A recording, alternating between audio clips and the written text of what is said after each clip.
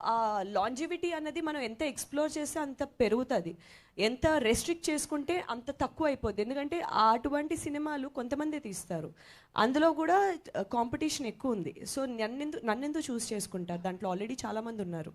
So ఇలాంటికి మనం open అయితే మన బౌండరీస్ పెరిగితే మనకు వచ్చే వర్క్, మనం ఎక్స్ప్లోర్ చేసే క్యారెక్టర్స్ పెరుగుతుంది, మన రేంజ్ మనకు అర్థం అవుతుంది, మన ప్రాజెక్ట్స్ రేంజ్ కూడా పెరుగుతుంది. సో ఆడియన్స్ కూడా మనం డిఫరెంట్ రేంజ్లో కనిపిస్తాం, డైరెక్టర్స్ కూడా. సో వర్క్ ఇంకా పెరుగుతుంది. ఇది నేను నమ్మింది. నవదీప్ గారు, సో మీరు స్టార్టింగ్లో హీరోగా చేశారు, మధ్యలో మళ్ళీ సెకండ్ లీడ్ టైప్ అలా వెళ్ళారు, మొన్న లవ్ మాల్తో మళ్ళీ వచ్చారు. అంటే బ్యాక్ మళ్ళీ హీరోగా అలా చేసే ఛాన్స్ ఉందా, లేదా మల్టిపుల్ అటు ఇటు చేయడం జరుగుతుందా, ఎట్లా మీ ప్లానింగ్ ఏంటి? అన్నీ చేస్తాను సార్. బేసికలీ ఒక యాక్టర్గా మంచి రోల్ వస్తే, అంటే ఒకప్పుడు మీరు అన్న బిగినింగ్లో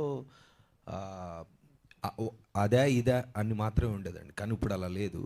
any genre of film, any range of film, size చిన్నదా పెద్దదా అని పక్కన పెడితే అది వెబ్బా, చిన్న స్క్రీనా పెద్ద స్క్రీనా, ఇలాగ చాలా ఆప్షన్స్ ఉన్నాయండి.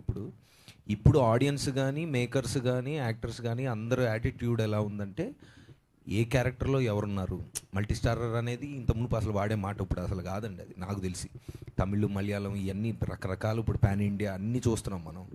ఇప్పుడు ఫర్ ఎగ్జాంపుల్ కల్కిలో చూస్తే మీరు అమితాబ్ బచ్చన్ గారు, కమల్ హాసన్ గారు, ప్రభాస్ గారు ఉన్నారు.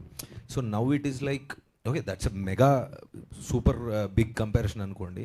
బట్ నా పాయింట్ ఏంటంటే, ఇప్పుడు ఏ సినిమాలో అంటే ఒక క్యారెక్టర్ మొన్న ఈగల్ చేసాం for example, it was a good for me, it was a good great character. నేను చేసిన క్యారెక్టర్స్లో చాలా మంచి క్యారెక్టర్. సో లీడా సపోర్టింగ్ అని పక్కన పెడితే రోల్ బాగుందా, అది ప్రేక్షకులకి